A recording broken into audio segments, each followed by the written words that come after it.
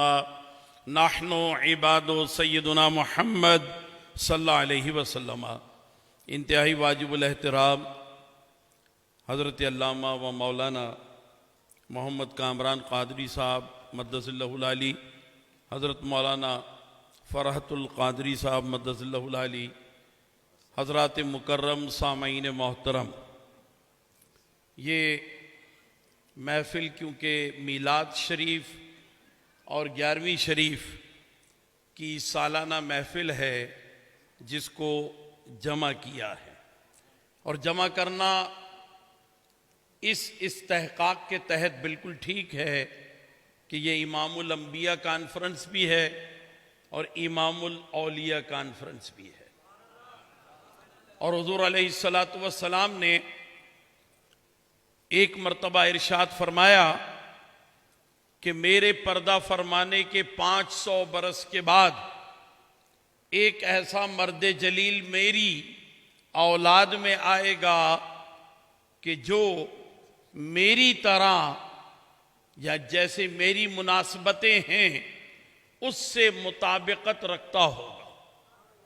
यह हदीस शरीफ के कलिमात ये आपको फैज़ क़दीर शरह जामी सग़ीर में भी मिलेंगे, और ये हदीस शरीफ के कलिमात मौजम तबरानी कबीर में भी मिलेंगे, और ये हदीस शरीफ के कलिमात दीगर मुहद्दिसीन ने भी नकल किए हैं कि जहाँ जहाँ प्यारे आका अलैहिस्सलातु वस्सलाम ने पेशगोई फरमाई है, कभी फ़र्द वाहिद के लिए, कभी किसी मुबारक जमात के लिए, और कभी एक अजीम ख़ानदान के लिए जिसे हम ख़ानदान इमाम अहमद रज़ा कहते हैं।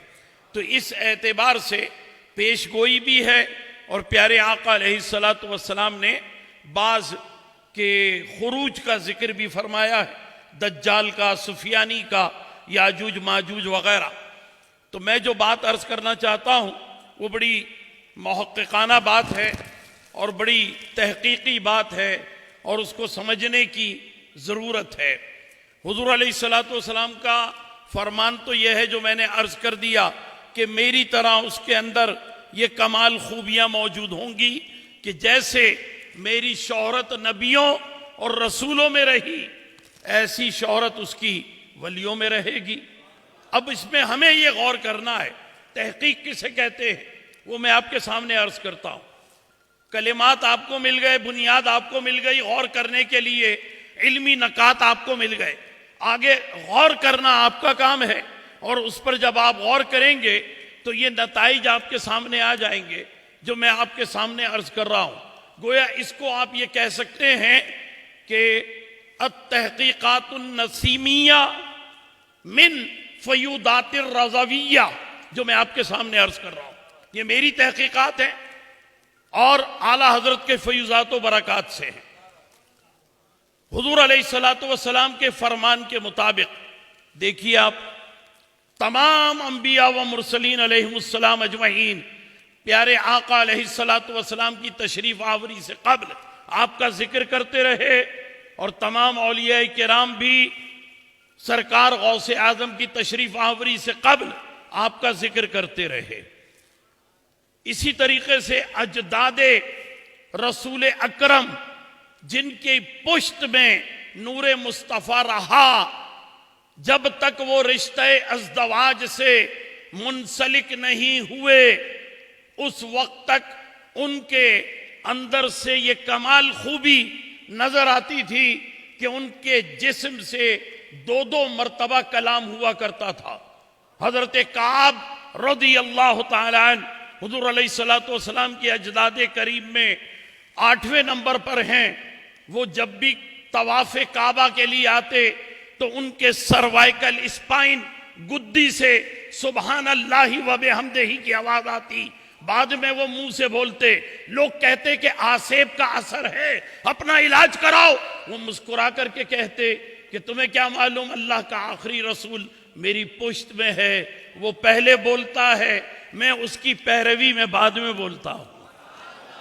हजरत याहिया रज़ियल्लाहु ताला अन्हु सरकार गौसे आजम के परदादा कुरान मजीद की तिलावत में चाहते हैं कि ताऊज और तस्मिया पढ़ें तो गुद्दी से पहले आवाज आती थी। लोग कहते थे आसेब का असर है, तो वो भी मुस्कुरा कर कहते थे, तुम्हें क्या मालूम, अल्लाह का सबसे बड़ा वली मेरी पुश्त में है, वो पहले औज़ु बिल्लाह कहता है, मैं बाद में कहता हूं। तो देखिए निस्बत कायम हुई।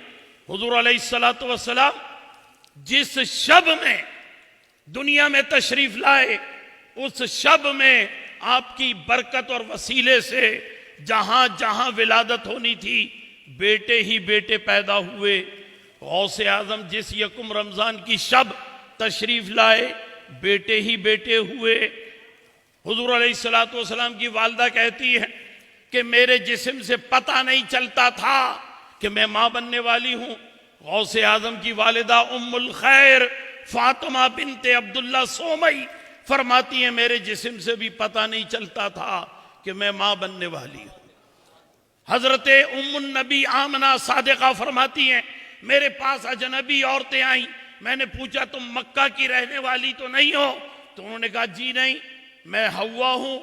किसी ने कहा मैं हाजरा हूं, किसी ने कहा मैं आयस हजरत मूसा की वालिदा, और किसी ने कहा मैं मरियम हजरत ईसा की वालिदा। उम्मुल खैर फातिमा बिनते अब्दुल्ला सोमई फरमाती हैं, मेरे पास अजनबी औरतें आई, मैंने पूछा तुम जीलान की रहने वाली तो नहीं हो? उन्होंने कहा बिल्कुल नहीं है। तो कौन हो? तो एक ने कहा मैं बशर हाफी की बहन हूं, दूसरे ने कहा बा यजीद बिस्तामी की वालिदा, तीसरी ने कहा मालिक बिन दीनार की अहलिया, और एक ने कहा मैं साबित अल बनानी की अहलिया। तो जरा गौर फरमाइए कैसी ये निस्बतें हैं। हजरत मरियम कहती है, मैंने आमना से कहा कि तेरे लाल को सुरमा लगा दूं, जैसी करीब बढ़ी तो उन्होंने आंखें खोल दी, तो मैंने कहा तेरा लाल तो सजा सजाया आया है। इसी तरह एक खातून ने कहा उम्मुल खैर फातिमा बिनते अब्दुल्ला सोमई से, तेरे जिगर गोशा को सुरमा लगा दूं। मैं जैसे ही आगे बढ़ी तो गौसे आजम ने आंख खोल ली, देखा तो सुरमा लगा हुआ मौजूद है।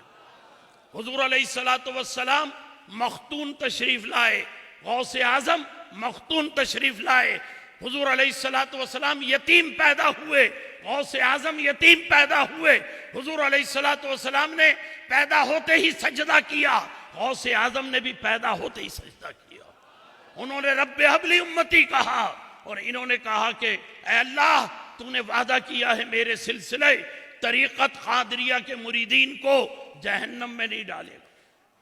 और फरमाए कितनी निस्बतें मौजूद हैं, है ना। यही निस्बत शेख अबू अम्मार से कोई पूछ रहा था, बयान कर रहे थे, तो किसी ने कहा इसके अलावा भी और कोई निस्बत है? तो उन्होंने कहा मैं अपने मुर्शिद करीम से मालूम करता हूं। और ये कह करके अंदर तशरीफ ले गए हुजरे खास में। सरकार गौसे आजम तशरीफ फरमा थे, दिल की बात को समझ गए और फरमाया कि शेख अबू अम्मार उनको जाकर बोलो कि मेरे नाना के जिस्म पर मक्खी नहीं बैठती थी, मेरे जिस्म पर भी मक्खी नहीं बैठती। ये कहते हुए जुब्बे के बटन खोलने शुरू किए, और जुब्बा कहा कि इसको टांग दो, जुब्बे को टांग दिया, कहा इस पर शहद लगा दो, शहद लगा दिया, और फरमाया मेरे नाना के लिबास पर भी मक्खी नहीं बैठती थी, और मेरे लिबास पर शहद लग जाने के बावजूद भी मक्खी नहीं बैठती है। यह निस्बतें, क्योंकि महफिल है ना, सालाना महफिल मीलाद व 11वीं शरीफ हजरत ने उसको जमा किया है, तो हम भी दोनों के फजाइल को जमा करते हैं। और फिर एक बात अर्ज करूं, बड़ी अहम बात है। सीरत तैयबा के मज़ामीन को जब आप पढ़ेंगे तो याद रखिए कि प्यारे आका अलैहिस्सलातु वस्सलाम के पर्दा फरमाने पर सीरत तैयबा के मज़ामीन ख़त्म नहीं हो जाते, बल्कि आगे बढ़ते हैं, आगे बढ़ते हैं। ये 500 बरस की मुसाफत को तय करते हैं। और फिर हुजूर अलैहिस्सलातु वस्सलाम की सीरत के मज़ामीन का वो हिस्सा कि जिसे लोग जिंदगी में देखना चाहते थे, उसे गौसे आजम के किरदार में और गौसे आजम की सीरत में मुलाहिजा फरमाइए। मैं जो बात कहना चाह रहा हूं उसे समझिए। आला हजरत ने फरमाया था कि नहीं सुनता ही नहीं मांगने वाला तेरा। हुजूर अलैहिस्सलातु वस्सलाम ने सबकी बात मानी है, ये बात मनवाई नहीं है। पूरी सीरत के मज़ामीन को पढ़ लीजिए। हुजूर ने सबकी बात मानी है, मनवाई नहीं है कि तुम ये करो, इसलिए कि अगर मनवाते ना तो सभी कलमे तैयबा पढ़ लेते, फिर अल्लाह ताला जहन्नम को किससे भरता। इसलिए हुजूर अलैहिस्सलातु वस्सलाम ने किसी से मनवाया नहीं है, माना है। चाहे वो काफिर हो, मुशरिक हो, उसने जो कहा वो भी मान लिया, जिसने जो कहा मान लिया। अबू जहल ने कहा चांद के 2 टुकड़े कर दीजिए, कर दिए। हजरत अली ने कहा कि सूरज को लौटाइए। 70,000 फरिश्ते सूरज को पकड़े खींच रहे हैं, नार्वे ले जा रहे हैं, और हुजूर के इशारे पर वो मदीना वापस आ रहा है। बात को समझ रहे हैं ना आप? तो हुजूर ने सबकी बात मानी। जानवरों ने कुछ कहा मान लिया, और जिंदे ने कुछ कहा तो मान लिया, मुर्दे ने कहा तो मान लिया। हर एक की बात को आपने माना, किसी को कभी इनकार नहीं किया, सबकी हाजत रवाई फरमाई। अब तकाजा यह था कि सबकी बात मानी है तो अब हमारी भी कोई मान ले, है ना। बाप कहता है ना कि बेटा तेरी बात बहुत मानी बचपन में, तू एक बात मेरी भी मान ले। तो सरकार नबी मुख्तार मदनी ताजदार सल्लल्लाहु ताला अलैहि वसल्लम ने सबकी बात मानी, सबको फैज दिया। अब तकाजा है कि मेरी भी बात मानो। तो ये बात मानने के लिए हुजूर अलैहिस्सलातु वस्सलाम ने ये बिशारत अता फरमा दी थी। और फिर वो बात कैसी मानी गई कि जब अपना लुआब दहन अता किया गौसे आजम को, हजरत अली ने भी अता किया, मदीनतुल इल्म से भी मिला और बाबे मदीनतुल इल्म से भी मिला है। शहर में कोई दरस, कोई खिड़की, कोई झिरी, कोई चिलमन नहीं होती कि इधर से कुछ और ओवरफ्लो हो जाएगा, इधर से कुछ और ओवरफ्लो हो जाएगा। बंद टूटता नहीं है ये शहर मदीनतुल इल्म। इसमें से जो कुछ भी बाहर आएगा तो बाबे सल्ले अला से बाहर आएगा। हजरत अली दरवाजा है उसका। और सरकार गौसे आजम को 7 मरतबा एक जगह से, 6 मरतबा एक जगह से लुआबे दहन अता हो गया। और क्या अता हुआ उसके बाद? उस ज़बां की तासीर देखिए, उसकी सरी उल असरी देखिए कि अब गौसे आजम जिससे जो कह रहे हैं वो मानता चला जा रहा है। 14 फरमा रवाए बगदाद, बड़ा मुश्किल काम होता है। एक हाकिम नाकाम हो जाए तो दूसरा उससे सख्त पॉलिसी बनाता है, लेकिन 14 खुलफाए बनो अब्बास एक एक करके आपकी बात मानते रहे। यमन से लेकर अफ्रीका तक, और अफ्रीका से लेकर मिस्र तक, और मिस्र से लेकर नारे तकबीर, नारे तकबीर, अल्लाह, नारे रिसालत, नारे रिसालत, नारे गौसिया, उलमाए अहले सुन्नत, उलमाए अहले सुन्नत, मशाइख अहले सुन्नत, मशाइख अहले सुन्नत।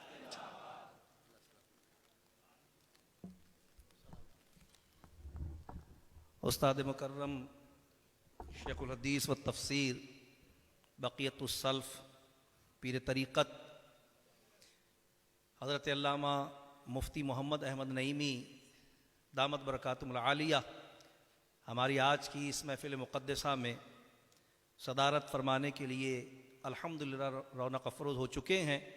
अल्लाह तबारक व ताला आपका साया हम पर दराज फरमाए और आपके फ़यूज़ व बरक़ात से हमें और सारी उम्मत को मुस्तफ़ीज़ फरमाए। हज़रत अल्लामा नसीम अहमद सिद्दीक़ी दामत बरकातुहुल आलिया।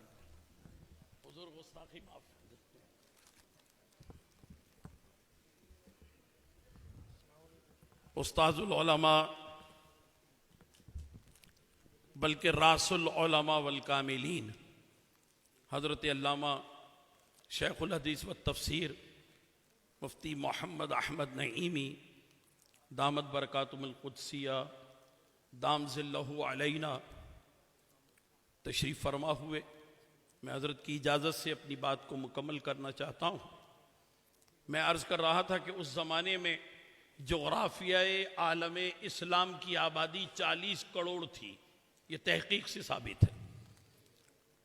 औलियाए किराम, मशाइख, मदारिस के असातिज़ा, मदारिस तालाबंदी का शिकार थे, क्योंकि मुस्तंजिद बिल्ला ने सोशलिज्म को नाफिज कर दिया था। फेडरेशन टूट रही थी, कन्फेडरेशन का निजाम था। बगदाद दारुल खिलाफा था, बहुत शदीद जरूरत थी बगदाद को। इसीलिए दीन मुस्तफ़ा ने, देखिए हम खिदमत करते हैं दीन की, तो हम दीन के ठेकेदार नहीं हैं। दीन को हमारी खिदमत की जरूरत भी नहीं है, वो तो हम खुद दीन से फायदा उठा लेते हैं। लेकिन जिसको दीन ये बोले कि तुम मुझको जिंदा करने वाले हो, क्या बात है। यानी दीन को जरूरत है गौसे आजम की, दीन को हमारी जरूरत नहीं है, लेकिन दीन मुस्तफा को गौसे आजम की जरूरत है। इसीलिए दीन मुस्तफा ने कहा था, अस्सलामु अलैका या महियद्दीन, ऐ दीन के जिंदा करने वाले, तुमको हमारा सलाम हो। तो सरकार गौसे आजम अलैहि रहमत व रिदवान, तो उन्होंने दारुल खिलाफा, इस्लामी दारुल खिलाफा बगदाद, कि जिसका फेडरेशन कमजोर हो चुका था, कन्फेडरेशन का निजाम आ गया था, बहुत से सूबे आजाद हो गए थे। महमूद गजनवी वो गजनी से लाहौर तक आजाद रियासत में थे। इसी तरह मोहम्मद शाह तुगलक मुल्तान से लेकर ढरकी तक आजाद रियासत में थे। अलाउद्दीन खिलजी वो दिल्ली से लेकर मुल्तान तक आजाद रियासत चला रहे थे। शहाबुद्दीन गौरी वो सिंध से लेकर माइकुलाची से मोनाबाव तक आजाद रियासत चला रहे थे, अपना सिक्का चला रहे थे। खलीफा बगदाद से सिर्फ हुकूमत की सनद मिलती थी कि ठीक है जाइए आप हुकूमत कीजिए, सिक्का भी आपका, कानून भी आपका, रियासत भी आपकी। ये सूरत हाल हो तो इसको कन्फेडरेशन कहते हैं। फेडरेशन टूट जाती है, दारुल खिलाफा कमजोर हो जाता है। बरतानिया से आने वाले सुराग रसां और जासूस वो सारे के सारे नित नए खेल तमाशों के साथ आते थे। खलीफा के दरबार से उलमा उठ गए थे, दानिश्वर उठ चुके थे। खलीफा के दरबार में मस्खरों ने जगह ले ली थी, जो झूठे लतीफे सुनाते थे और इनाम पाया करते थे। वो अपनी जबान भी झूठे अंदाज में और अपनी बॉडी लैंग्वेज भी दूसरे अंदाज में पेश किया करते थे। तो जरा गौर फरमाइए आप कि ऐसे माहौल में सरकार गौसे आजम रज़ी अल्लाह तआला अन्हु, उन पर बड़ी भारी जिम्मेदारी थी दीन को जिंदा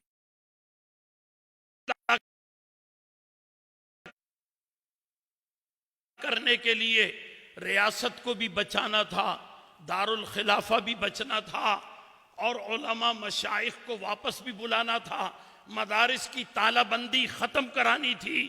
5वीं सदी के मुजद्दिद आजम इमाम गजाली रहमतुल्लाह अलैह का मदरसा खाली हो चुका था, वीरान हो चुका था, उसको आबाद करना था। जुनैद बगदादी की बाबू शेख खानका को आबाद करना था, और उलमा को, मशाइख को उनके अपने अपने मकाम पर तकर्रुर के साथ गोया खिदमत दीनिया के लिए उन्हें मामूर करना था। ये बहुत बड़ी जिम्मेदारी थी। आवाम की इस्लाह से लेकर वहां तक इंसानियत को तजलील से भी बचाना था, क्योंकि बादशाह के महल के बाहर सोशलिज्म की बुनियाद पर एक प्लेट में दाल और एक चपाती के लिए इंसान लाते भी खाता था, जूते भी पड़ते थे, मुक्के और घूसे भी पड़ते थे। इंसानियत की तजलील हो रही थी। गौसे आजम ने फरमाया, मेरे नाना ने फरमाया था, बोइस्तु लिउतम्मिमा मकारिमल अखलाक, मैं तो अखलाक को बुलंदियों तक पहुंचाने के लिए आया हूं। मैं उन्हीं का फैज याफ्ता हूं, उन्हीं का बेटा हूं। लिहाजा बादशाह के लंगर के मुकाबले पर लंगर गौसिया को जारी फरमाया, लंगर गौसिया को जारी फरमाया। और फिर आप जरा गौर फरमाइए कि जहां बादशाह ये चाहे कि ये लंगर जीत जाए, ये दस्तरखान कामयाब हो, और गौसे आजम का दस्तरखान नाउजुबिल्लाह नाकाम हो जाए, और फिर जब वो ये देख ले कि ये तो बड़ी जबरदस्त कामयाबी है, गौसे आजम अल्लाह अकबर किसी इंतजाम में नजर नहीं आते, बादशाह के अफरादी कुव्वत कमी नहीं है, वो सबके सब बाजारों में चेक कर रहे हैं कि गौसे आजम क्या कर रहे हैं, कहां से हो रहा है सब कुछ। अपने 3 नुमाइंदे भी भेज दिए बादशाह ने। एक सरमायादार आया शैतानी फिक्र लेकर, उसने कहा हुजूर आपका दस्तरखान सजेगा, आप इसको कामयाब बना नहीं सकते जब तक के फंड जनरेट करने का इंतजाम ना हो। मैं बड़ा मालदार आदमी हूं, फंड जनरेट करने की कमेटी का चेयरमैन मुझे बना दीजिए, मैं पैसे लेकर आऊंगा। गरीब आदमी तो चंदा कर भी नहीं सकता। तो गौसे आजम ने कहा तुम्हारी जरूरत नहीं है, मेरा काम अल्लाह के जिम्मे करम पर है। दूसरा शख्स आया, मेरे गोदाम है और गोदामों में अनाज भरा हुआ है, आटा दाल चावल तेल घी चीनी सब कुछ है, आप अपना सामान वहीं रख दीजिएगा, मेरे बॉन्डेड वेयर हाउस है। गौसे आजम ने कहा तेरी जरूरत नहीं है, मैं अल्लाह के जिम्मे करम पर। तीसरा शख्स आया, उसने कहा जी मेरे कैटल फार्म है, भैंस कॉलोनी भी मेरी, बकरा पीढ़ी भी मेरी, सारे जानवर वहां खड़े होते हैं, आप भी अपने मवेशी खड़े कर दीजिएगा। फरमाया तेरी भी जरूरत नहीं है। मंगल की शाम तक लोग जुस्तजू में रहे कि गौसे आजम कहां से इंतजाम करते हैं। बुध की सुबह से लंगर का आगाज है, ईशा पढ़ करके खड़े हो गए दरवाजे पर, और जब दरवाजे पे खड़े हो गए तो उसके बाद एक ऊंट आया, अपना सर गौसे आजम के कदमों पे रख दिया, आपने उसकी गर्दन को टटोला, एक कलावा गले में पड़ा हुआ था, उस कलावे के साथ एक पर्चा लिखा हुआ था कि आपके खादिम ने बसरा से ये ऊंट भेजा है। फिर बाद में कुछ गाय बछड़े बकरियों के रेवड़ भी आते रहे, लाने वाला कोई नहीं नजर आया, बस आते रहे। और फिर बैलगाड़ियां भी आई, गाड़ी पे जो सामान था वो सामान भी लंगर के लिए था, ये सारा एहतमाम। तो देखिए गौसे आजम को जो अल्लाह के हबीब ने अपना लुआबे दहन अता फरमाया था, उसकी सलाहियत सिर्फ ये नहीं थी कि आलमे अम्र में, आलमे हयात में आप किसी से बोले तो उस पर असर होगा, आप तो ख्वाब में जाकर के भी बोल दें तो असर होगा। तो वो ख्वाब में जाकर कहा और वो लोगों ने सामान भेजा और लंगर का आगाज हुआ। लंगर का आगाज सलीबी जंग में शहीद होने वाले एक सैयद जादे के बेटे, यतीम बेटे से करवाया। लोगों ने कहा आप खुद हसनी हुसैनी सैयद है। फरमाया नहीं, तुमने सुना नहीं, मेरे नाना ने फरमाया था कि जिस दस्तरखान पर कोई यतीम सैयद ज़ादा लुकमा तोड़ ले, वो दस्तरखान कयामत तक बंद नहीं हो सकता, जारी रहेगा। चनाचे गौसे आजम ने उससे 7 साल का बच्चा, उससे इफ्तिताह करवाया और फिर उसके बाद वो लंगर चलता रहा। बादशाह ने जब देखा कि मैं नाकाम हो गया, मेरा दस्तरखान नहीं चलेगा, तो बादशाह ने फिर इस दस्तरखान की नाकामी के लिए एक हदफ मुकर्रर किया, अपने वज़रा को, अपने मुशीरों को पाबंद किया कि तुम सारे के सारे बिलावजे सरकारी रोटियां तोड़ते रहते हो, जाओ जाकर उस दस्तरखान को नाकाम बनाने के लिए ज्यादा से ज्यादा लोगों को भेजो, अपने लोगों को भेजो। तुम यहां पर क्या कर रहे हो बैठ करके दारुल खिलाफा के अंदर हमारी रोटियां तोड़ते हो। तो वो चाहे फैसल वाडा हो, चाहे वो बर्बाद चौधरी हो, चाहे कोई भी हो, सबको रवाना कर दिया लोगों के साथ, ताकि एक आवाज बुलंद हो कि लंगर खत्म हो गया। ये आवाज अगर आ गई कि खाना खत्म हो गया तो ये नाकामी है। आप अपनी बेटी बेटों की शादियां करते हैं, अगर खाना खत्म हो जाए तो कितनी इज्जत पर बात बन जाती है। ये गौसे आजम के लिए इस बात को चैलेंज के तौर पे रखा गया और गौसे आजम को बताया मुरीदों ने, हुजूर ये साजिश हो रही है। आपने फरमाया अल्लाह के जिम्मे करम पर, अल्लाह पर मेरा भरोसा है। और आज तक, वो तो गौसे आजम का जमाना 6ठी सदी हिजरी का, वो उस जमाने के मुजद्दिद आजम, वो 12वीं सदी ईसवी, अब ये आप जिस सदी में दाखिल हो गए हैं ये 21वीं सदी ईसवी, और ये अब 15वीं सदी हिजरी। तो आज भी जो लोग गए हैं वो ये नहीं कह सकते कि वहां पर कभी ये आवाज आई हो कि लंगर गौसिया खत्म हो गया। और सरकार गौसे आजम ने फरमाया था कि याद रखो मेरे जद्दे करीम हजरत मौला अली मुश्किल कुशा अल्लाह की निशानी रहे कि हुजूर ने उनको निशानी करार दिया था। और फिर फरमाया जमजम शरीफ अल्लाह की निशानी है और मेरा ये लंगर ये भी अल्लाह की निशानी है। जिस तरह जमजम शरीफ जितना चाहिए मिलेगा, मेरा लंगर जितना चाहिए मिलेगा। और अगर जमजम शरीफ नहीं लेना तो मक्का डूबेगा नहीं, जमजम ओवरफ्लो नहीं होगा, और इसी तरह मेरा लंगर भी कभी जाया नहीं होगा। ये गौसे आजम पहले फरमा चुके। तो इस एतबार से मैंने ये बात आपके सामने अर्ज की कि हुजूर अलैहिस्सलातु वस्सलाम की सीरत तैयबा का ये पहलू कि आपने सबकी हाजत रवाई की, कभी किसी को किसी भी बात के कहने से मना नहीं फरमाया। और उसी सीरत के तसलसल का ये अमल 500 बरस की मुसाफत तय करने के बाद कि सरकार गौसे आजम ने जिसको जो कह दिया बल्कि पैगाम भी दे दिया तो उसने वो बात मान ली। मैं सिर्फ उसकी एक या दो मिसाल अर्ज करके आपसे इजाजत लेता हूं। मुझे पीर कॉलोनी मकरानी मस्जिद पहुंचना है कि सरकार गौसे आजम रदी अल्लाह तआला ने नूरुद्दीन जंगी को अपना नुमाइंदा बनाया और कहा कि जब बोहरी इमाम खड़ा हो जाए मस्जिद हराम में मुसल्ले पर तो उसको जाकर मेरा पैगाम देना, लफ्ज ब लफ्ज कहना, आप मफहूम नहीं बताना, बस ये कहना कि अब्दुल कादिर जीलानी ने यह पैगाम दिया है कि तुम इस बात का इस्तेहकाक नहीं रखते कि इस मुसल्ले पर खड़े रहो। जैसे ही उसने ये पैगाम दिया वो मुसल्ला छोड़कर हट गया, मस्जिद नबवी शरीफ पहुंचे, तकबीर तहरीमा कहने वाला था, 3 वक्त की अजान होती थी मक्का में, मदीना में, हिम्स में, गज़वान में, दमिश्क में, हलब में, इस्कंदरिया में और काहिरा में, जहां जहां बोहरियों का कब्जा था, फातमीन मिस्र का कब्जा था, वहां जाकर पैगाम दिया, उसने भी छोड़ दिया। जरा आप तसव्वुर कीजिए, बगैर लड़ाई के कोई छोड़ता है मुसल्ला?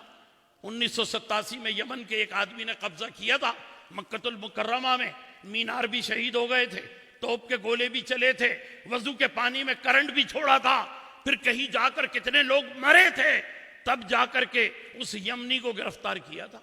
इतना आसान नहीं है कि हर महीने तैयबैन का मुसल्ला कोई छोड़े। लेकिन गौसे आजम की ज़बान में ये क्या असर था? ये लुआब दहन का असर था, लुआब दहन का असर था।